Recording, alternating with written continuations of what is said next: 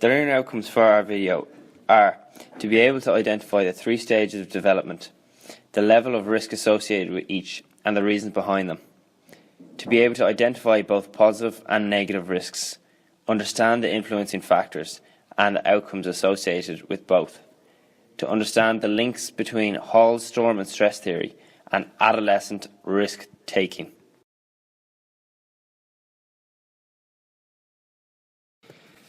Adolescence is the period of physical, psychological development from the onset of puberty to adulthood.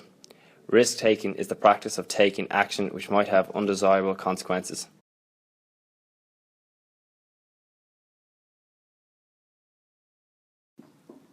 The first stage of childhood is infancy, from the ages of 2 to 3. Infants are generally very high risk takers. Driven by their curiosity, they are unaware of the concept of danger and ignorant to the consequences of their actions.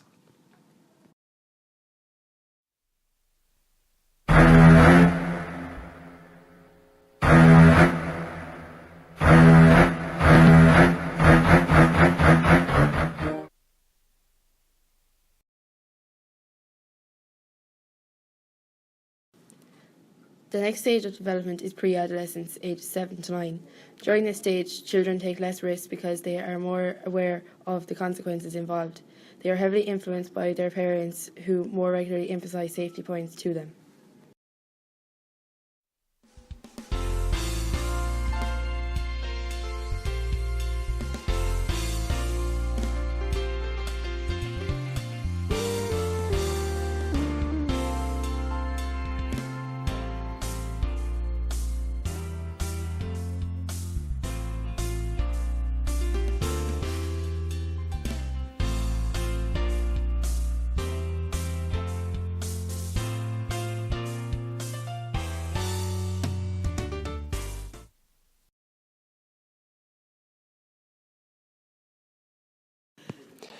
As children enter adolescence, aged 12 to 15 years old, they begin to push boundaries and limits.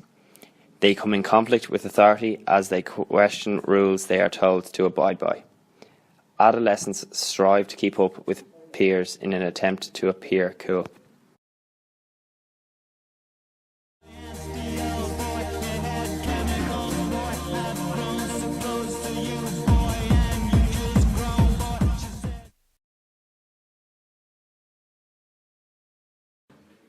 Stanley Hall's storm and stress theory gives a good insight into risk-taking during adolescence. It is a biological process linked to Darwin's theory of evolution. The storm and stress period can be defined as a time when people become more rebellious and adventurous. Stanley Hall had this to say: "Adolescence is a new birth for the higher, and more complete human traits are born."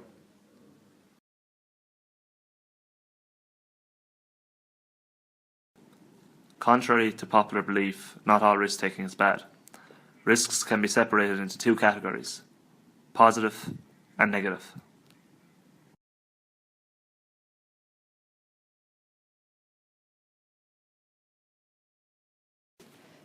Positive risks involve taking chances and can provide a possible sense of accomplishment. Some examples include taking up a new sport or asking out someone you like.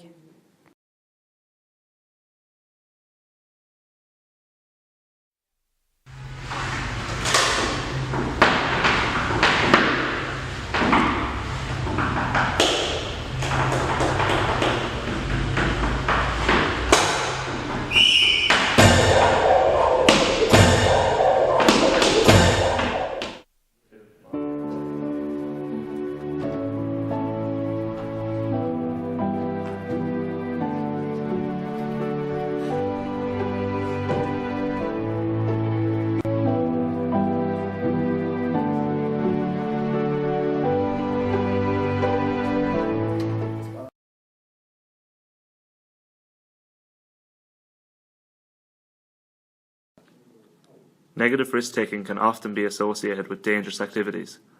As a result of peer pressure, teenagers can act irrationally and irresponsibly.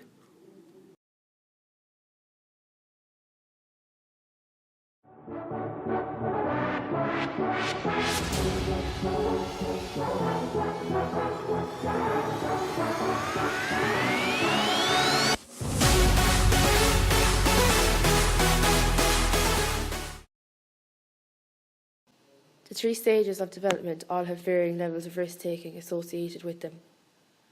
The main reasons for the increased level of risk associated with teenagers is the influence of peers and the biological need to push boundaries to discover themselves as people.